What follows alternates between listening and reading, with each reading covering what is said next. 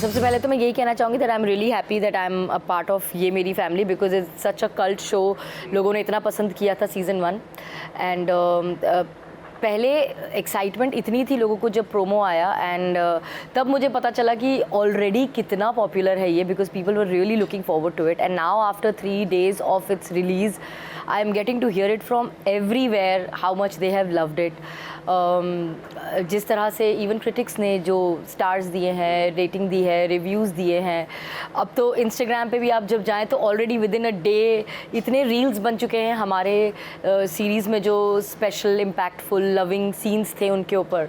So already people are giving so much love to it that I am just feeling happy and also grateful that I started my journey on OTT with ये मेरी family. I think OTT एक ऐसा platform है जो ना सिर्फ audience को choice देता है बहुत सारे डिफरेंट टाइप के कंटेंट देखने की, बट एक एक्टर को भी बहुत स्कोप है to explore a lot. I have been around for 2 decades and I have tried to do as many variety of roles as possible, मगर फिर भी कहीं ना कहीं टेलीविज़न में एक लिमिटेशन है जो आप क्रॉस नहीं कर पाते हैं।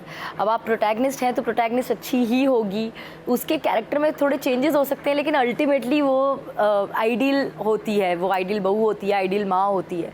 लेकिन OTT में जो कंटेंट है उसमें ऐसा कुछ नहीं है। जो प्रोटैगनिस्ट है वो कोल्ड ब्लडेड मर्डरर भी हो सकता है।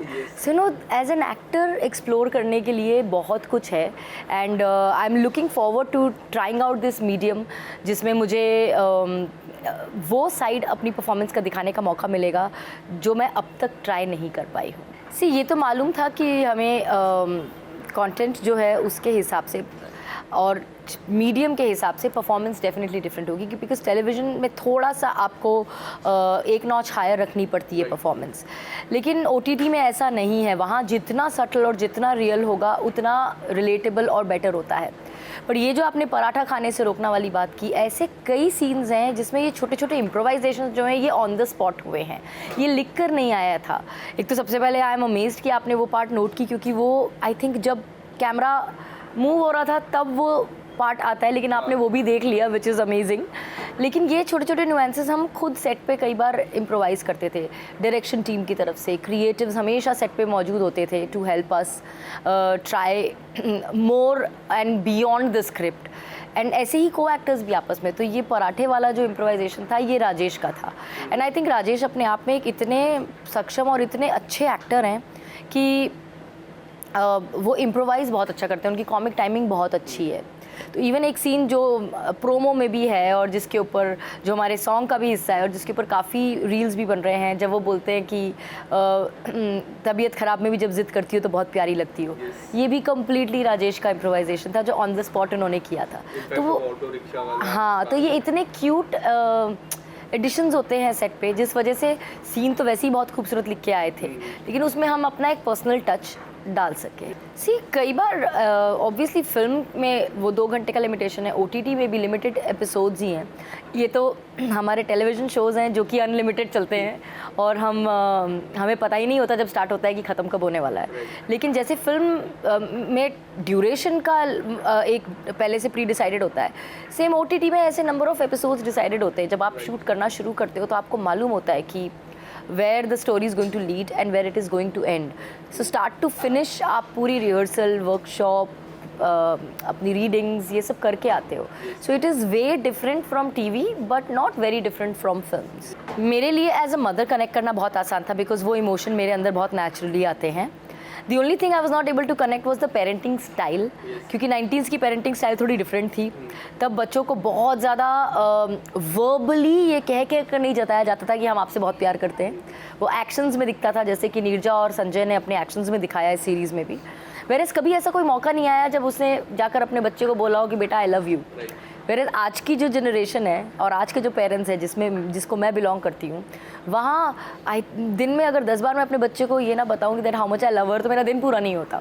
या जिस तरीके से हम उनका पालन पोषण करते हैं 90s में वैसे नहीं होता था। So things are very different now, and 90s से मेरा कनेक्शन मेरा चाइल्डहुड का है। So I could not relate to the parenting style of Neerja, लेकिन emotion of a mother is always the same, be it 60s, 70s, 90s or how many ever centuries will go. A mother is going to feel the same way for her child. So वो emotion से मैं definitely relate कर सकी. वो तो लिखना भी ज़रूरी है because she is a minor. अगर वो ना लिखूँ तो आप रख ही नहीं सकते हैं अकाउंट. तो उनके सोशल मीडिया पे उन्होंने स्टोरी तो मैंने उनके सोशल मीडिया पे है कि डाली है, लेकिन otherwise I have really not put up any posts on her social media for my story because मैं समायरा का पेज जो है वो प्योरली उससे रिलेटेड रखती हूँ. तो मैंने ऐसा कुछ ज़्यादा डाला नहीं है. बट हाँ, उससे स्कूल में लोगों ने बोला है दैट आपकी मम्मा का सीरीज़ आ रहा है, या वो उसके फ्रेंड्स ने बोला है, वो बहुत एक्साइटेड है. जब वो हमारा जिस दिन रिलीज़ था तो उस दिन बॉम्बे टाइम्स के फ्रंट पेज पे, टाइम्स ऑफ इंडिया में फ्रंट पेज पे हमारा पूरा ऐड था.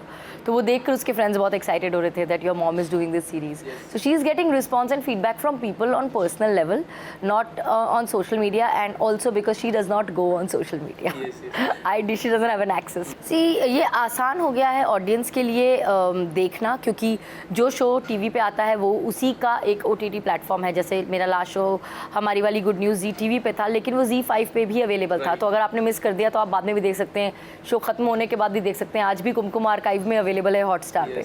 सो अब वो जो टाइम हुआ है सीरियल का और उसके लिए सब काम छोड़कर बैठ के इंतज़ार करना है, आई थिंक वो वाली फीलिंग चली गई है. मुझे बहुत लोगों ने आके कंप्लेन की थी उस टाइम पर कि आपकी वजह से हमें खाना नहीं मिलता, क्योंकि हमारी बीवी बोलती है 1 से 1.5 खाना नहीं देंगे आपको. सो वो वाली जो चीज़ थी ना, वो जो फ़न था to wait for your show to come, to wait कि अब ये टाइम हुआ है, अब हम ये आधा घंटा टीवी के सामने से नहीं हटेंगे, वो वाली चीज़ अब उतनी नहीं है. क्योंकि अगर आज आपने मिस कर भी दिया तो आप उसी चैनल का जो OTT प्लेटफॉर्म है उस पर उसका एपिसोड देख सकते हो, यू कैन कैच अप. तो वो एक टाइम को लेकर जो एक्साइटमेंट थी एक शो को देखने के लिए और एक इंतज़ार था, आई थिंक वो ख़त्म हो गया. क्योंकि अब आप बिंज वॉच कर सकते हो. Oh, so many times. मतलब if given a choice I would love to play Kumkum all over again, because मैंने इतना जिया है वो कैरेक्टर 7 साल कि वो मेरा ही हिस्सा बन गया था. एंड आज भी लोग मुझे उस नाम से जानते हैं. तो if I am given a chance, I would love to play Kumkum again, but Sumit has to be Seema. Sumit can't be anybody else because I will not be able to relate to anybody else as Sumit but Hussain. See, since I've just stepped into OTT, I would love to definitely explore more roles in OTT and play different kind of roles. मतलब जो roles मुझसे मेरी viewers expect करते हैं वो तो हैं ही, but कहीं ना कहीं सरप्राइज़ और शॉक दोनों करना चाहूँगी मैं ऑडियंस को, जब वो मुझे किसी एक पर्टिकुलर टाइप ऑफ रोल में देखें और कहे कि हमने सोचा ही नहीं था कि जूही ये भी कर सकती है. So I would love to explore and surprise myself too. ऐसे एज अ गेस्ट अगर मुझे जाना है तो आई कैन डेफिनेटली गो. लेकिन आजकल जैसे एक्स पार्टिसिपेंट्स वापस आ जाते हैं पार्टिसिपेट करने के लिए, वो करना मेरे लिए मुश्किल होगा. Because when you are in the house you are totally cut off from the outside world, and now being a mother I don't think I have the heart to do that. मैं उस time पे कर सकी क्योंकि उस time पे मैं माँ नहीं थी, लेकिन मैं घर के अंदर हूँ और मुझे पता ही नहीं बाहर क्या हो रहा है, ये मैं नहीं कर पाऊँगी. But as a guest I don't mind going back because nostalgic है. बिग बॉस के नाम से ही नॉस्टैल्जिया होता है. तो इट्स बिन सो लॉन्ग, अब तो 10 साल हो गए.